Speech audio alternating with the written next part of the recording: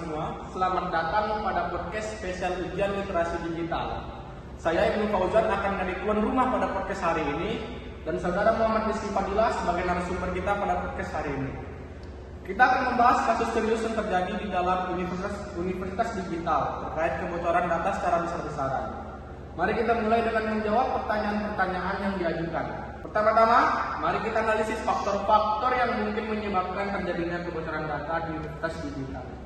Sebagai universitas inovatif dengan penggunaan teknologi canggih, sistem digital mereka rentan terhadap serangan peretas yang semakin canggih. Selain itu, mungkin ada kekurangan dalam implementasi keamanan sistem atau pelatihan yang tidak memadai terhadap ancaman keamanan digital. Menurut Anda, faktor-faktor apa saja yang menyebabkan terjadinya kebocoran data? Ya, jadi ada dua faktor yang menyebabkan kebocoran data pada universitas digital. Jadi faktor pertama itu karena faktor teknis, terus yang kedua karena faktor non teknis. Jadi maksudnya faktor teknis. Yang pertama karena kerentanan perangkat lunak yang lemah.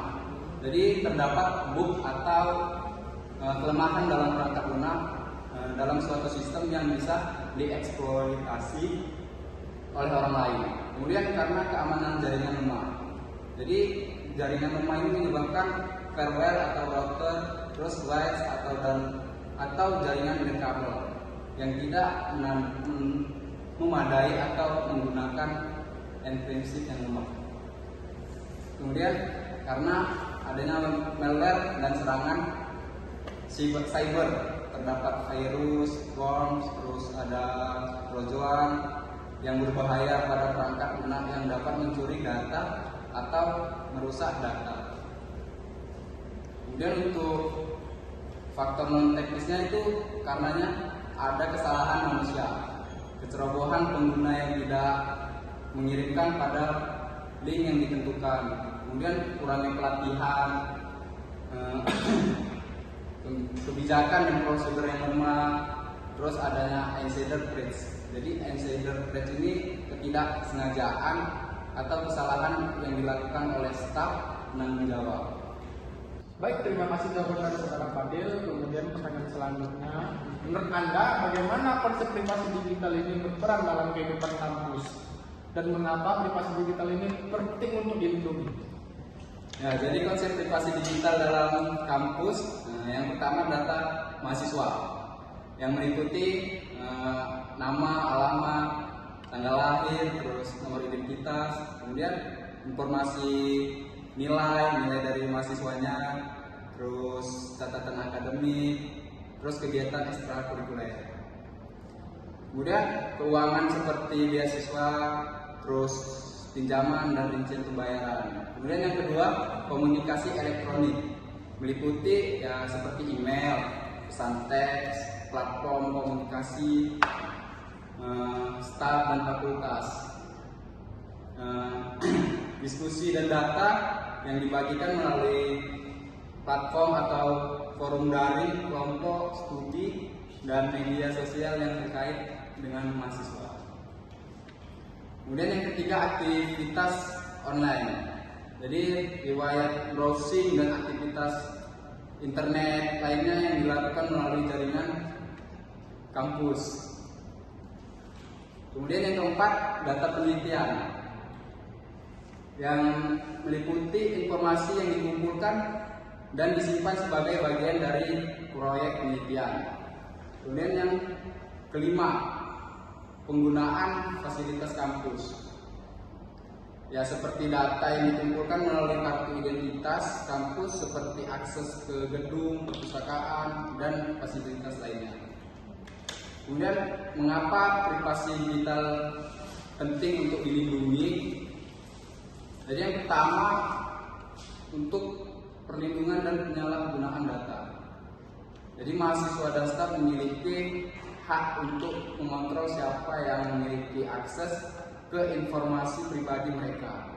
Kemudian yang kedua, kepercayaan dan keamanan. Jadi kepercayaan terhadap institusi pendidikan sangat penting oleh universitas digital. Harus memastikan bahwa data pribadi mahasiswa dan staf dilindungi untuk mempertahankan kepercayaan mereka. Kemudian yang ketiga, kepatuhan terhadap regulasi. Banyak negara memiliki undang-undang perlindungan data yang ketat. Keempat, kebebasan akademik.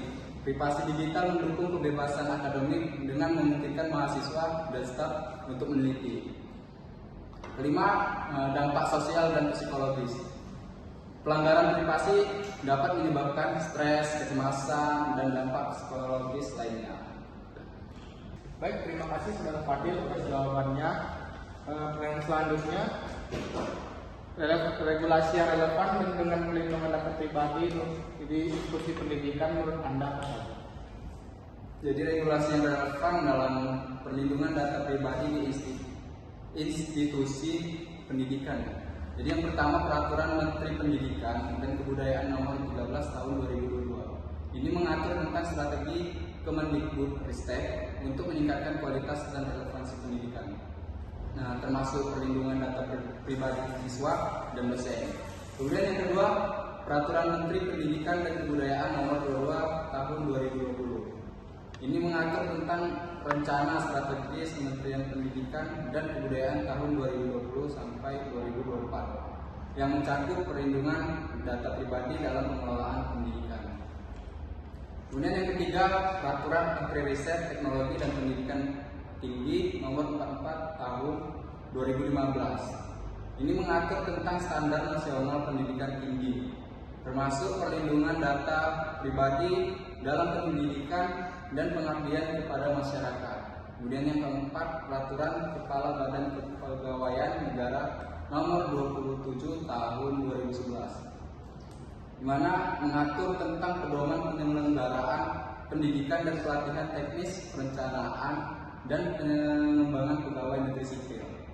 Baik, terima kasih Saudara Fadil untuk jawabannya mengenai regulasi terhadap perlindungan data di institusi pendidikan. Dan selanjutnya, menurut Anda apa saja langkah-langkah konkret yang harus diambil oleh Universitas Digital untuk memperbaiki kebijakan privasi dan memulihkan kepercayaan kepada mahasiswanya? Ya, jadi untuk langkah-langkah yang harus diambil di universitasnya ini, yang pertama merevisi dan memperbarui kebijakan privasi. Jadi meliputi evaluasi kebijakan saat ini, ya, melakukan penilaian menyeluruh terhadap kebijakan privasi yang ada untuk mengidentifikasi kekurangan dan area yang memerlukan perbaikan. Kemudian kolaborasi dengan ahli hukum, bekerja sama dengan ahli hukum untuk memastikan kebijakan privasi sesuai dengan regulasi yang berlaku dan praktik yang baik. Kemudian yang kedua, meningkatkan keamanan teknologi yang meliputi implementasi intensif yang menggunakan enkripsi untuk melindungi data pribadi saat disimpan dan saat ditransmisikan.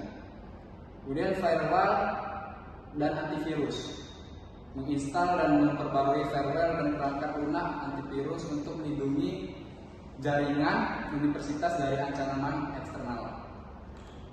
Kemudian yang ketiga, peningkatan pengelolaan akses, kontrol akses yang ketat, membatasi akses ke data pribadi hanya kepada staf yang memerlukan akses untuk tugas mereka. Kemudian audit akses, melakukan audit akses secara berkala untuk memastikan bahwa hanya individu yang berwenang mengakses data pribadi. Kemudian yang keempat, pelatihan dan kesadaran keamanan. Program pelatihan, mengadakan pelatihan rutin bagi seluruh staf dan mahasiswa tentang pentingnya perlindungan data pribadi, ancaman keamanan cyber, dan praktik terbaik untuk menjaga keamanan informasi. Kelima, pengelolaan data yang efektif yang meliputi penilaian risiko data, melakukan penilaian risiko secara berkala untuk mengidentifikasi dan mengatasi potensi ancaman terhadap data pribadi.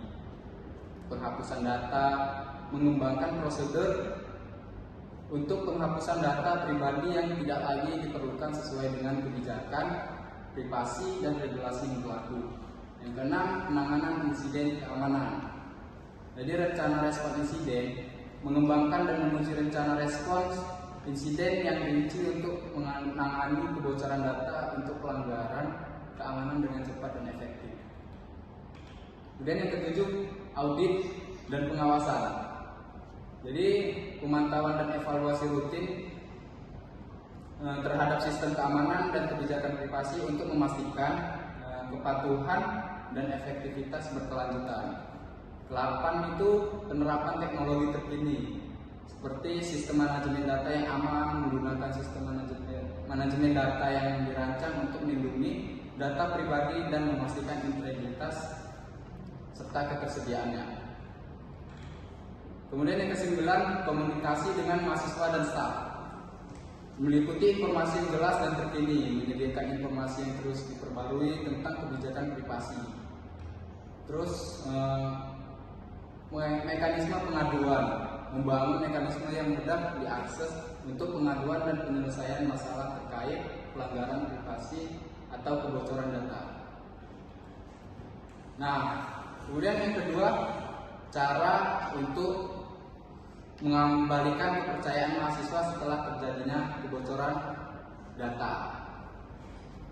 Jadi yang pertama, komunikasi transparan dan jujur. Jadi pengumuman resmi, segera mengeluarkan pengumuman resmi yang menjelaskan secara rinci tentang insiden kebocoran data. Kemudian permintaan maaf ke publik. Jadi universitas mengeluarkan permintaan maaf yang tulus kepada mahasiswa dan semua pihak yang terdampak, menunjuk penyesalan terhadap tanggung jawab atas kejadian tersebut. Kemudian yang kedua, memberikan dukungan langsung kepada korban. Jadi universitas ini menyediakan layanan bantuan seperti hotline atau pusat informasi untuk menjawab pertanyaan-pertanyaan dan memberikan dukungan kepada mahasiswa yang terdampak. Kemudian ketiga, langkah-langkah pemulihan dan pencegahannya. Audit keamanan eksternal mengundang pihak ketiga yang independen untuk melakukan audit keamanan menyeluruh dan mempublikasikan hasil secara terbuka. Jadi tindakan perbaikan dapat mengembangkan dan mengkomunikasikan rencana tindakan perbaikan yang detail, termasuk langkah-langkah yang konkret yang akan diambil untuk meningkatkan keamanan data yang mencegah kejadian serupa di masa yang akan mendatang. Kemudian yang keempat, peningkatan keamanan dan kebijakan privasi. Jadi fungsinya untuk mengimplementasikan teknologi keamanan terbaru dan memperketat kebijakan privasi untuk melindungi data mahasiswa dengan lebih baik. Kemudian yang kelima, membangun keterlibatan mahasiswa. Jadi forum diskusi mengadakan diskusi terbuka dengan mahasiswa untuk mendengarkan kekhawatiran mereka, menjawab pertanyaan, dan menerima masukan tentang bagaimana universitas dapat meningkatkan keamanan data. Partisipan, mengajak perwakilan mahasiswa untuk terlibat dalam komit atau kelompok kerja yang bertanggung jawab. Kemudian yang keenam, evaluasi dan perbaikan berkelanjutan. Jadi melakukan audit keamanan secara rutin dan menerbitkan laporan hasil audit kepada publik dan memastikan transparansi dan kredibilitas. Kemudian yang ketujuh, komitmen jangka panjang. Jadi perlunya peningkatan berkelanjutan dalam keamanan data dan kebijakan privasi menunjukkan bahwa universitas serius dalam melindungi data pribadi mahasiswa. Kemudian yang ke-8, komunikasi yang berkelanjutan. Update secara berkala, memberikan update berkala tentang langkah-langkah yang diambil dan kemajuan yang dicapai dalam meningkatkan keamanan data. Saluran komunikasi terbuka untuk memastikan saluran tetap terbuka bagi mahasiswa untuk menyampaikan kekhawatiran dan pertanyaan mereka terkait privasi dan keamanan yang lainnya. Ya, kurang lebih gitu sih menurut saya. Baik, terima kasih Saudara Rizky Fadilah. Semoga poin-poin ini dapat membantu Universitas Digital untuk menangani krisis ini dengan lebih baik. Baik, usai sudah kita hari ini, di mana podcast spesial kita untuk ujian akhir semester transisi digital. Terima kasih kepada Saudara Muhammad Rizky Fadilah yang sudah berbagi wawasan yang berharga ini untuk kita semua. Dan jangan lupa untuk teman-teman semua, penting untuk kita selalu memperhatikan keamanan data pribadi kita di dunia digital yang semakin kompleks ini. Ya, saya juga berterima kasih kepada Saudara Ibnu telah mengundang di podcastnya. Sampai jumpa.